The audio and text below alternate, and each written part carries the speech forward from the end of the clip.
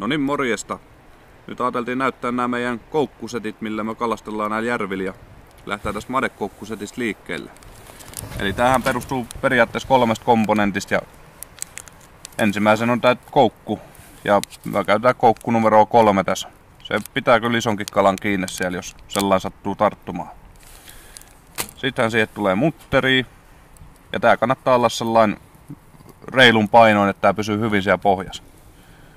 Sitten meille tulee tietysti sen jälkeen nämä langat ja siimat ja me käytetään koukkulankaa tänä pitkänä siimaan tossa noin ja sitten tapsisiimaksi laitetaan tällaista, tää taitaa olla ihan iskukoukkulanka nimellä kulkettua kaupassa tääkin.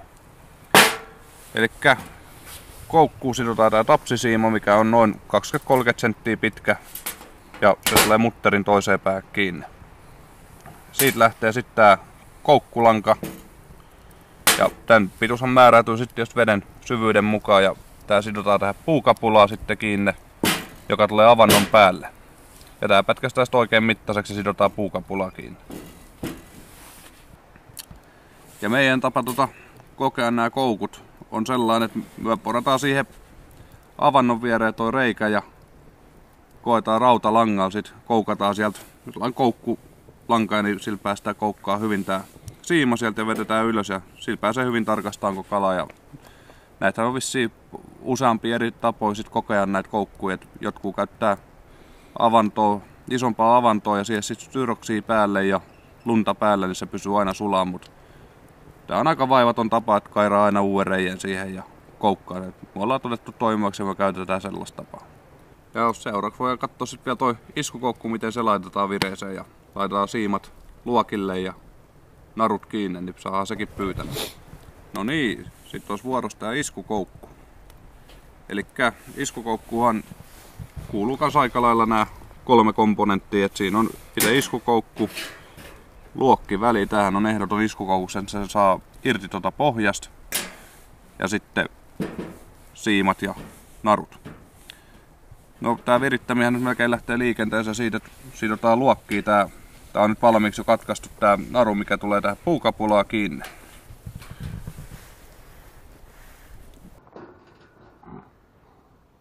Elikkä se, me ollaan käytetty tällaista tapaa, että me vedetään tää lenkki ja työnnetään täältä yläsilmukasta toi läpi. Ja tää nyt kannattaa kerran sitoa tähän, että ei pääse luistaa. Kerrotaan kohta miksi me tehdään tälleen.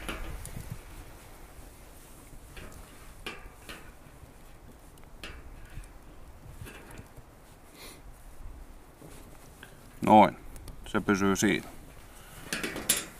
Sitten me ollaan katsottu paikkaa, että tää menee suunnilleen joku 4 metrin veteen.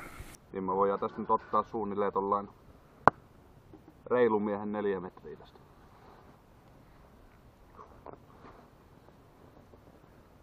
Otettiin tästä 4 metriä tästä valmiiksi naruu tähän näin, kun me lasketaan tää 4 metrin syvyyteen suunnilleen, niin se on nyt suunnilleen se mikä tähän tulee, että se kala pääsee sit reilusti saa liikkumatilaa sinne, kun jos sellainen jos sattuu nappaa kiinni. Sitten katkaistaan tämä siima tästä. Ja nyt tulee tää, minkä takia me tää lenkki tänne tehtiin. Elikkä tuo kylmässä vedessä kautta pakkasessa, niin nämä muovit ei välttämättä kestä. Eli me sidotaan tää iskukoukun siima nyt tähän lenkkiin kiinni. Eli nyt jos tää muovi sattuu hajoon, niin meiltä ei lähde setti karkuun sit sieltä.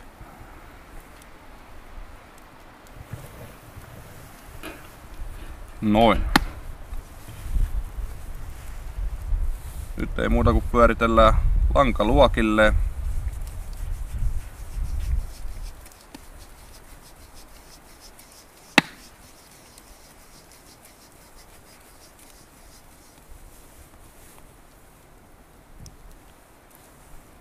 Ja nyt me laitettiin tähän kanssa pieni tapsinpätkä, kun täältä paksumpaa lankaa, niin se ei mene tästä iskukoukunkaan pienestä reiästä läpi, niin meillä on tällainen tapsinpätkä tässäkin. Jotkuhan saattaa käyttää tuon tapsin sijaan tuossa perukettakin, mutta ei me olla nähty nyt tarpeelliseksi laittaa siihen. Elikkä siinä on tää setti valmiina. Sitten meillä on tää naru, mikä tulee tähän puuhun. Niin tässä on nyt muistettava, että tää pitää olla niin pitkä, että kun alkutalvesta laittaa pyytämään. Nyt kun talven aikaa voi tulla se 40 senttiä, 50 senttiä jäätä, niin että nää saa tän tarkastusavannus sitten luokin ylös. Eli siinä saa olla reilusti naru. Ja jos hankalaahan se on matalaa veteen sit laittaa näitä pyytämään, mutta nää nyt melkein kannattaa laittaakin vähän syvempään, niin voi tulla vähän isompaa kalaakin.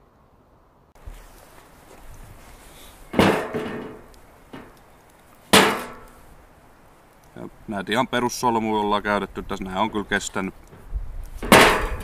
kestänyt hyvin tässä. Eli siinä olisi nyt periaatteessa iskukoukkusetti valmiin. Ja samalla tavalla me tarkastetaan nää kun noin madekoukut, että siihen se viereen tarkastusavantoja tai tarkastusreikä ja siitä käydään kurkkaamassa, että mitä siellä on. Laitetaan vielä kylmiltään tällainen yksi iskukokku tästä vielä vireeseen, niin otetaan vähän löysää, niin ei tule sellaisia nykäisyliikkeitä, ei vähän sormille. Eli nämä on aika simppeleitä virittää. On tää alakoukku, mikä on kiinteä koukku, ja sitten on iskevä koukku. Ja iskevässä koukussa on aina tää pien tappi tuolla, ja sitten tää varmistin neujutetaan tonne. Eli noin on koukku virees. Ja etenkin just nuoremmat, jotka näitä rupee laittelemaan, niin todella varovaisia, että ei saa sormilleita, että nää on todella herkkiä sit napsauttaa. Näissä on voimaa, että se tekee kipeää, jos nää saa sormilleen. Ei muuta, tossa vielä laitetaan muutamat näitä settejä kasaa tässä näin ja käydään laittamassa, kun on hävinnyt muutamista noin koukut tuolta, niin käydään laittaa suuet vielä pyytämään sinne ja laitetaan niistä vielä pienet videomateriaalit mukaan. No niin, lyödään sit yksi setti pyytämään, eli nyt meillä on särkeä. Särkeä on vähän pehmeä, sen viikon nää nyt täällä kestää tässä lätäkössä. Tahvenhan voi kestää vähän pidempäänkin, mutta kyllä mä viikon välein nää syötit vaihdetaan ja ei muuta kuin koukku kiinni. Tähän nyt on tyyli vapaa, että miten kukakin haluaa tänne laittaa.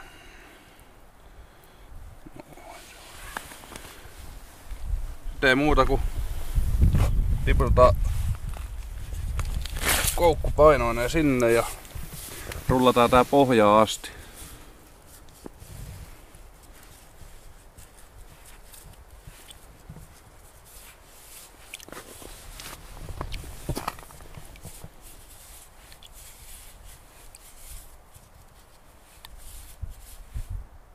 Se olisi pohjas.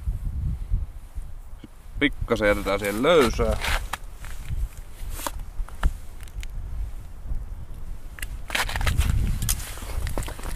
Sitten sidotaan narun pää vaan puukapulaa kiinni.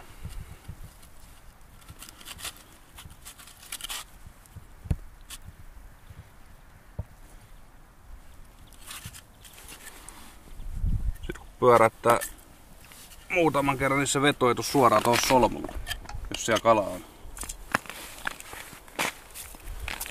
Sitten peitetään avanto. Näin reiluslumiseen talveen, niin tää on helppoa homma. Kaikki vähän lumi siihen päälle. Sitten vaan merkkikeppi siihen päälle ja se annetaan jäätyä siihen. Se on siellä pyytämässä. Ja vielä katsotaan tää iskukoukun laitto pyyntiin. Reikähän kannattaa aina pistää puhtaaksi iskukoukun kanssa, ettei turhaa laukeille tää koukku tossa laskies sit. Ensin katsotaan tää syvyys pelkällä tyhjällä koukulla.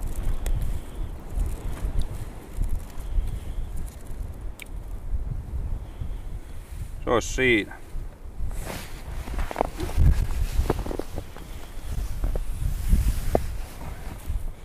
Sitten otetaan tää kepinnaru sen mitta pois tästä koukun narusta ja kierritään tähän takaisin.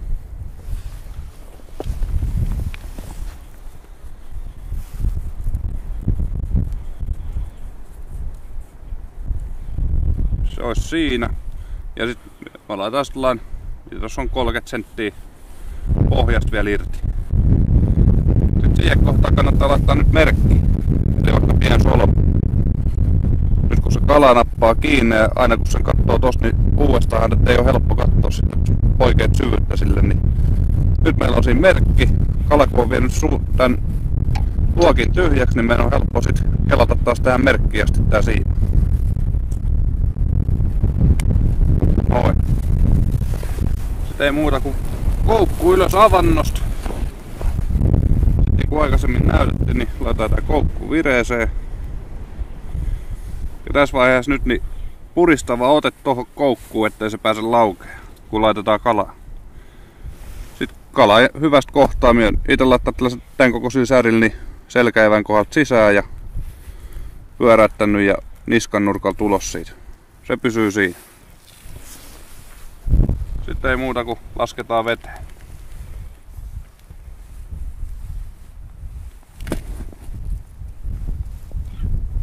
Jos on vähän herkemmät koukut, niin varovasti toi lasku, mutta nämä on aika hyviä koukkuja, mitä nämä on ostettu joskus, niin näistä pysyy hyvin toi leuka kiinni tässä laskussa. Sehän on siinä pyytämässä, ei muuta kuin avantopeittoon ja merkkikeppi päälle ja jäähän oottelee ensi kertaa, jos siellä vaikka kala olisi.